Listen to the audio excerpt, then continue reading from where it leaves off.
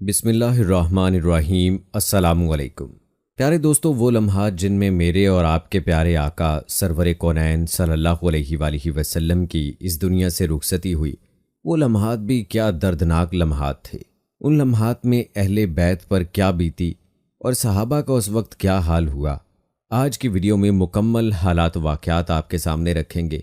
ہر مسلمان کے لیے ضروری ہے کہ وہ نبی کریم صلی اللہ علیہ وآلہ وسلم کے وصال کے حالات و واقعات سے واقف ہو، لہٰذا ویڈیو کو سکپ مت کیجیے گا اور آخر تک دیکھیے گا۔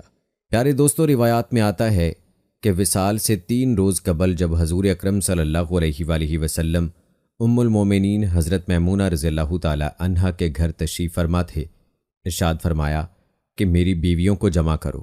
تمام ازواج مطہرات جمع ہو گئیں تو حضور اکرم صلی اللہ علیہ وآلہ وسلم نے دریافت فرمایا، کیا تم سب مجھے اجازت دیتی ہو کہ بیماری کے دن میں عائشہ رضی اللہ تعالی عنہا کے ہاں گزار لوں؟ سب نے کہا، اے اللہ کے رسول، آپ کو اجازت ہے۔ پھر اٹھنا چاہا لیکن اٹھ نہ پائے تو حضرت علی بن ابی طالب رضی اللہ تعالی عنہ اور حضرت فضل بن عباس رضی اللہ تعالی عنہ آگے بڑھے اور نبی کریم صلی اللہ علیہ وآلہ وسلم کو سہارے سے اٹھا کر سیدہ میمونہ رضی اللہ تعالی عنہا کے حجرے سے سیدہ عائشہ رضی اللہ تعالی عنہا کے حجرے کی طرف لے جانے لگے۔ اس وقت صحابہ کرام رضوان اللہ اجمعین نے حضور اکرم صلی اللہ علیہ وآلہ وسلم کو بیماری اور کمزوری کے حال میں پہلی بار دیکھا تو گھبرا کر ایک دوسرے سے پوچھنے لگے، رسول اللہ صلی اللہ علیہ وآلہ وسلم کو کیا ہوا؟ رسول اکرم صلی اللہ علیہ وآلہ وسلم کو کیا ہوا؟ چنانچہ صحابہ مسجد میں جمع ہونا شروع ہو گئے اور مسجد شریف میں ادھام ہو گیا۔ حضرت صلی اللہ علیہ وآلہ وسلم کا پسینہ شدت سے بہہ رہا تھا۔ حضرت عائشہ رضی اللہ تعالی عنہا فرماتی ہیں کہ میں نے اپنی زندگی میں کسی کا اتنا پسینہ بہتے نہیں دیکھا، اور فرماتی ہیں میں رسول اللہ صلی اللہ علیہ وآلہ وسلم کے دست مبارک کو پکڑتی اور اسی کو چہرہ اقدس پر پھیرتی، کیونکہ نبی کریم صلی اللہ علیہ وآلہ وسلم کا ہاتھ میرے ہاتھ سے کہیں زیادہ محترم اور پاکیزہ تھا۔ مزید فرماتی ہیں کہ حبیب خدا صلی اللہ علیہ وآلہ وسلم سے بس یہی ورد سنائی دے رہا تھا، لا الہ الا اللہ۔ بے شک موت کی بھی اپنی سختیاں ہیں۔ اسی اثناء میں مسجد کے اندر حضرت صلی اللہ علیہ وآلہ وسلم کے بارے میں خوف کی وجہ سے لوگوں کا شور بڑھنے لگا۔ نبی کریم صلی اللہ علیہ وآلہ وسلم نے دریافت فرمایا، یہ کیسی آوازیں ہیں؟ عرض کیا گیا کہ اے اللہ کے رسول، یہ لوگ آپ کی حالت سے خوف زدہ ہیں۔ ارشاد فرمایا کہ مجھے ان کے پاس لے چلو۔ پھر اٹھنے کا ارادہ فرمایا لیکن اٹھ نہ سکے تو آپ صلی اللہ علیہ وآلہ وسلم پر 7 مشکیزیں پانی کے بہائے گئے۔ تب کہیں جا کر کچھ افاقہ ہوا تو سہارے سے اٹھا کر ممبر پر لایا گیا۔ یہ رسول اللہ صلی اللہ علیہ وآلہ وسلم کا آخری خطبہ تھا اور آپ صلی اللہ علیہ وآلہ وسلم کے آخری کلمات تھے۔ فرمایا، اے لوگو، شاید تمہیں میری موت کا خوف ہے؟ سب نے کہا، جی ہاں اے اللہ کے رسول۔ ارشاد فرمایا، اے لوگو، تم سے میری ملاقات کی جگہ دنیا نہیں، تم سے میری ملاقات کی جگہ حوض کوثر ہے۔ خدا کی قسم، گویا کہ میں یہیں سے اسے یعنی حوض کوثر کو دیکھ رہا ہوں۔ اے لوگو، مجھے تم پر تنگ دستی کا خوف نہیں، بلکہ مجھے تم پر دنیا کی فراوانی کا خوف ہے کہ تم اس کے معاملے میں ایک دوسرے سے مقابلے میں لگ جاؤ، جیسا کہ تم سے پہلے پچھلی امتوں والے لگ گئے، اور یہ دنیا تمہیں بھی ہلاک کر دے جیسا کہ انہیں ہلاک کر دیا۔ پھر مزید ارشاد فرمایا، اے لوگو، نماز کے معاملے میں اللہ سے ڈرو، اللہ سے ڈرو، نماز کے معاملے میں اللہ سے ڈرو، اللہ سے ڈرو، یعنی عہد کرو کہ نماز کی پابندی کرو گے، اور یہی بات بار بار دہراتے رہے۔ پھر فرمایا، اے لوگو، عورتوں کے معاملے میں اللہ سے ڈرو، عورتوں کے معاملے میں اللہ سے ڈرو، میں تمہیں عورتوں سے نیک سلوک کی وصیت کرتا ہوں۔ مزید فرمایا، اے لوگو، ایک بندے کو اللہ نے اختیار دیا کہ دنیا کو چن لے یا اسے چن لے جو اللہ کے پاس ہے، تو اس نے اسے پسند کیا جو اللہ کے پاس ہے۔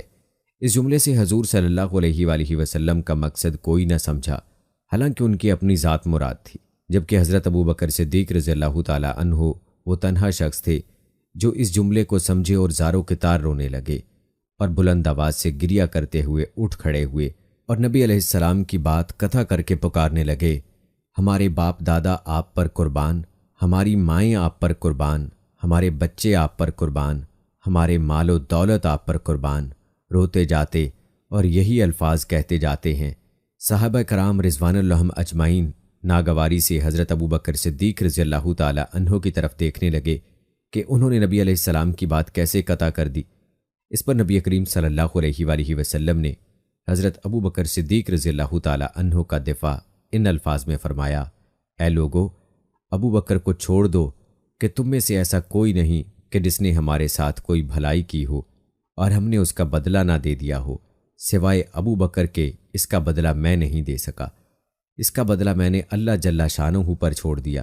مسجد نبوی میں کھلنے والے تمام دروازے بند کر دیے جائیں سوائے ابو بکر کے دروازے کے کہ جو کبھی بند نہ ہوگا۔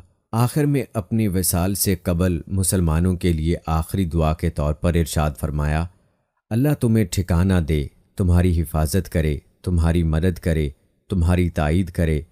اور آخری بات جو ممبر سے اترنے سے پہلے امت کو مخاطب کر کے ارشاد فرمائی وہ یہ کہ اے لوگو، قیامت تک آنے والے میرے ہر ایک امتی کو میرا سلام پہنچا دینا۔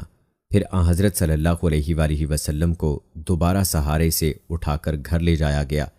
اسی اثناء میں حضرت عبد الرحمن بن ابی بکر رضی اللہ تعالی عنہ خدمت اقدس میں حاضر ہوئے اور ان کے ہاتھ میں مسواک تھی۔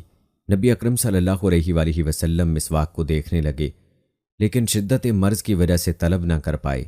چنانچہ سیدہ عائشہ رضی اللہ تعالی عنہا حضور اکرم صلی اللہ علیہ وآلہ وسلم کے دیکھنے سے سمجھ گئیں اور انہوں نے حضرت عبد الرحمن رضی اللہ تعالی عنہ سے مسواک لی، نبی کریم صلی اللہ علیہ وآلہ وسلم کے دہن مبارک میں رکھ دی، لیکن حضور صلی اللہ علیہ وآلہ وسلم اسے استعمال نہ کر پائے تو سیدہ عائشہ رضی اللہ تعالی عنہا نے حضور اکرم صلی اللہ علیہ وآلہ وسلم سے مسواک لے کر اپنے منہ سے نرم کی اور پھر حضور نبی اکرم صلی اللہ علیہ وآلہ وسلم کو لوٹا دی تاکہ دہن مبارک اس سے تر رہے۔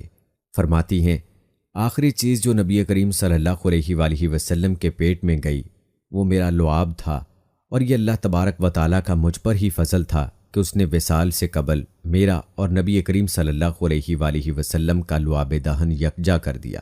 ام المومنین حضرت عائشہ صدیقہ رضی اللہ تعالی عنہا مزید ارشاد فرماتی ہیں، پھر آپ صلی اللہ علیہ وآلہ وسلم کی بیٹی فاطمہ رضی اللہ تعالی عنہا تشریف لائیں اور آتے ہی رو پڑیں کہ نبی کریم صلی اللہ علیہ وآلہ وسلم اٹھ نہ سکے، کیونکہ نبی کریم صلی اللہ علیہ وآلہ وسلم کا معمول تھا کہ جب بھی فاطمہ رضی اللہ تعالی عنہا تشریف لاتی حضور اکرم صلی اللہ علیہ وآلہ وسلم ان کے ماتھے پر بوسہ دیتے تھے۔ حضور صلی اللہ علیہ وآلہ وسلم نے فرمایا، اے فاطمہ قریب آ جاؤ۔ پھر حضور صلی اللہ علیہ وآلہ وسلم نے ان کے کان میں کوئی بات کہی تو حضرت فاطمہ رضی اللہ تعالی عنہا اور زیادہ رونے لگیں۔ انہیں اس طرح روتا دیکھ کر حضور صلی اللہ علیہ وآلہ وسلم نے پھر فرمایا، اے فاطمہ قریب آ جاؤ۔ دوبارہ ان کے کان میں کوئی بات ارشاد فرمائی تو وہ خوش ہونے لگیں۔ حضور اکرم صلی اللہ علیہ وآلہ وسلم کے وصال کے بعد میں نے سیدہ فاطمہ رضی اللہ تعالی عنہا سے پوچھا کہ وہ کیا بات تھی جس پر روئیں اور پھر خوشی کا اظہار کیا تھا۔ سیدہ فاطمہ رضی اللہ تعالی عنہا کہنے لگیں کہ پہلی بار جب میں قریب ہوئی تو فرمایا، فاطمہ میں آج رات اس دنیا سے کوچ کرنے والا ہوں، جس پر میں رو دی۔